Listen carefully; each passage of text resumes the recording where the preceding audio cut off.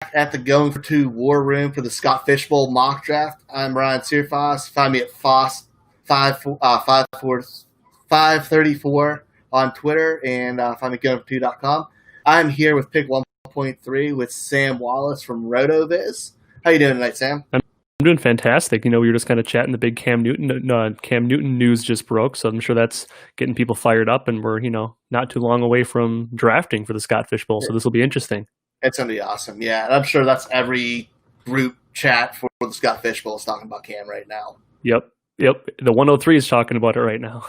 I believe it. I haven't been in the 101 chat for a while, but I'm sure that's all it is. Mm-hmm. So how many Scott Fishbowls have you been in now? This is number one for me. This is my first one. Yeah. Awesome. Are you excited for it? Yeah, I'm really excited. I'm nervous. I really haven't done a ton of digging into, how the scoring is going to impact players. I'm just kind of, I'm not going to wing it. Obviously, I'll do some work, but this is, when you asked me to come on to do the mock draft, I'm kind of treating this as like my jump start to really, doing some digging now after this. Yeah, it's hard, especially because you're doing a ton of Devi stuff, jumping in between that. It's a lot to keep up with, and something with this kind of scoring comes on. Mm-hmm. It's awesome. So with your digging and stuff in the chats, you got the 1.03 with McCaffrey and Mahomes gone. Yep. What's going through your mind? Name a couple players who you're thinking of.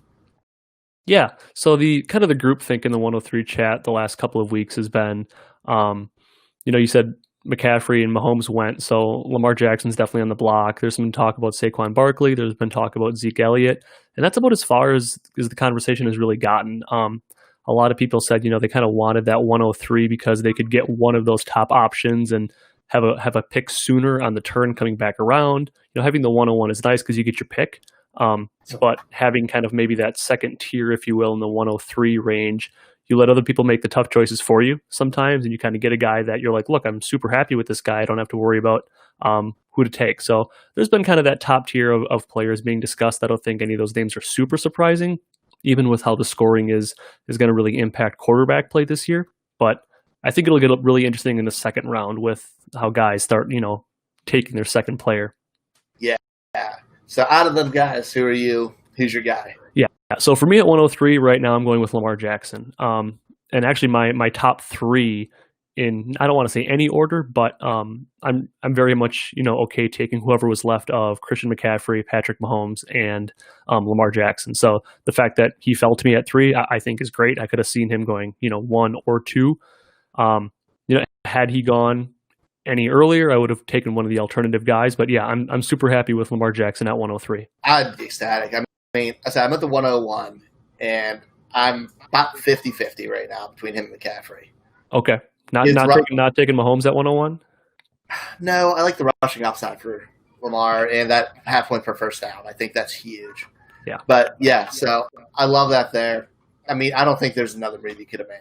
I was just kind of looking at, some of his stats from last year. Obviously, he was hyper efficient in the touchdown department, throwing me through 36 touchdowns, only through 6 interceptions. His completion percentage, has some room to grow. I think he'll grow as a passer. I'm just kind of expecting some improvement there. That was kind of a knock on him in his first full year as a starter. Well, even when he kind of finished out his rookie season, can this guy actually throw? And he's always just been a dynamic dual threat guy, but like you said, the rushing floor, and even like the rushing floor and the rushing ceiling, there's just so much upside there. And that, extra 0.5 per rushing first down, that was kind of a deal breaker for me. That really made it, like you said, the rushing is too enticing. I know that, the incompletions are going to get a little frustrating if he has an off game, but it's just so the rushing is just a big part of his game. So to get him there, I love it. Yeah. So team building with him. You're close enough to turn. What's your plan? What are you hoping for the turn? Coming back, I haven't really looked at any mock drafts yet, so I'm kind of interested to see who I get. But from a positional standpoint, and kind of what the group's been talking about in the 103 chat has been probably targeting a running back there. People are saying, not really going to reach on a wide receiver unless, like, for some reason, like Michael Thomas would fall, which he won't. But it's going to be really interesting to see in each division who really kicks off like a big quarterback run. Like we might see a bunch go in the first round, but now a lot of attention has been kind of shifting more towards maybe not the big name quarterbacks from a passing volume standpoint, but efficient quarterbacks. So I know Drew Brees' name has been tossed around a lot as someone who, people are really targeting either early in the first, can they get him coming back at the turn? I mean, obviously, if he falls, that would be phenomenal. But I'm probably projecting, one of Lamar, McCaffrey, Mahomes at 103. Probably taking a running back at 10 or at coming back in the turn in the second round, just because of the positional scarcity. I think some good ones will still fall, but wide receiver is still going to be so deep. So even if I don't take my first wide receiver till early third, I think I'll still be sitting pretty good there. Yeah, I've been seeing a lot of Tyreek Hill making it to me in mocks. Okay. So yeah, they're falling. Yeah. I feel like that is the very group think of it. Other ways, team wise, is there any guys, or what do you plan on doing? Like, how do you want to fill out your roster? Yeah, and that's where I've really started to, even as kind of tonight, poke around a little bit in preparation for coming on with you. I'm curious to know when the first tight ends are going to go too. I mean, everyone knows that quarterbacks are going to go early just because of the positional advantage in Superflex, obviously, but then how the scoring is going to dictate, how and when certain guys go with, the minus points for incompletions and for taking sacks, things like that. I'm curious when like Kelsey and Kittle are going to go. I really haven't thought about it, but if they fall to me at, in this late second, I might have to consider taking one, especially at that onesie position, because it's pretty much going to give me a positional edge every single week all year. But yeah, I just, wide receivers are so deep. I'm not super concerned there because you can build a decent roster with plenty of depth guys. But I think it's going to be locking up a quarterback early, at least one, and then really pinning down probably one good running back to kind of anchor that position of your lineup. And then there's going to be kind of depth most of the way. But yeah, tight end is going to be the piece that I'm really interested to see how that goes. Yeah, tight end's going to be hard. I've been seeing Kittle, Kelsey, end first round, early second. Yep. Seeing Mark Andrews end of second. Yep. Tight end's going to be interesting. If you're going for someone later, are you pairing it, or what's the plan? Like, that's what you got to figure out. I'm not expecting any of like those big couple of guys to fall to me in the end of the second. So I'm probably going to be punting that position anyways. But there are a number of tight ends that I'm really kind of looking to target late. And I know it was kind of a question you wanted to bring up was, who are some late guys? And they're tight ends. I think they'll have some decent opportunity. And I just quick pulled up some ADP here over at Rotoviz and looking at 3 different tight ends that are actually going outside of the top 30 at their position.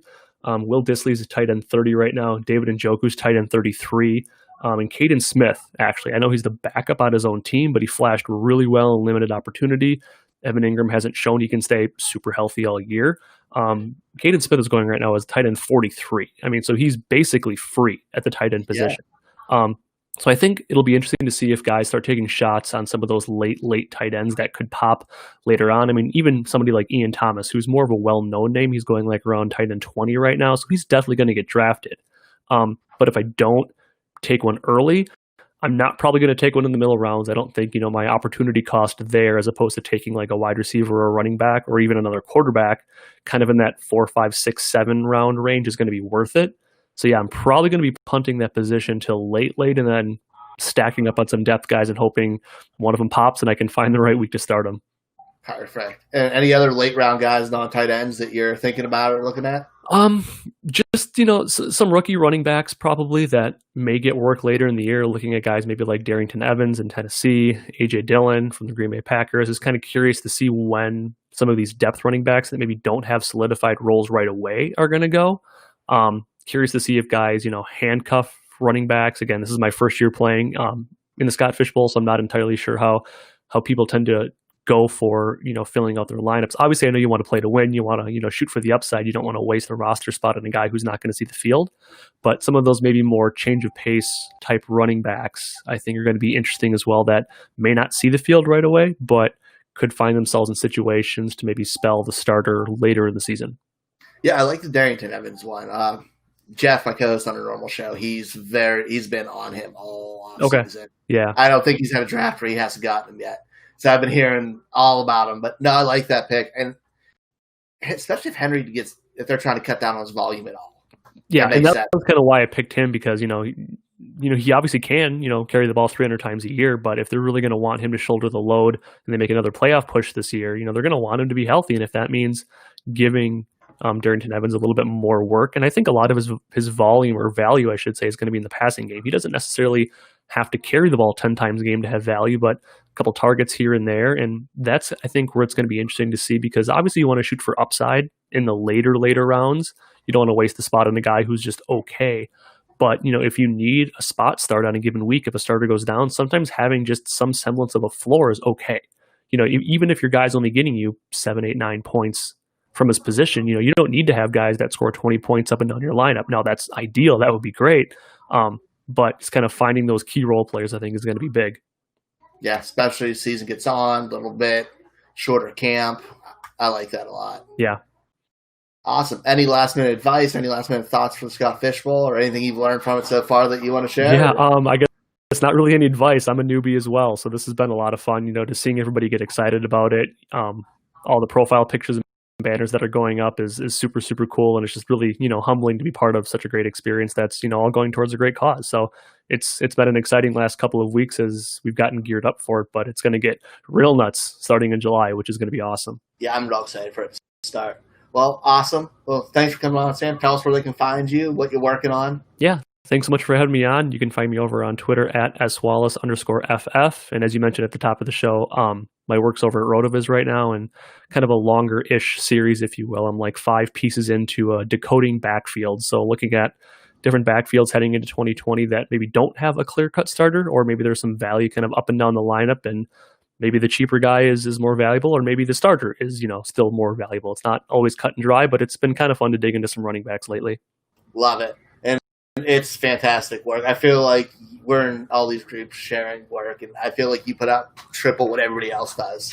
So I've been pretty fortunate to have some time, so it's been fun. It's been a lot of fun. It's awesome. I appreciate you coming on, and we'll be back, guys, for the 1.04. Y'all have a good night.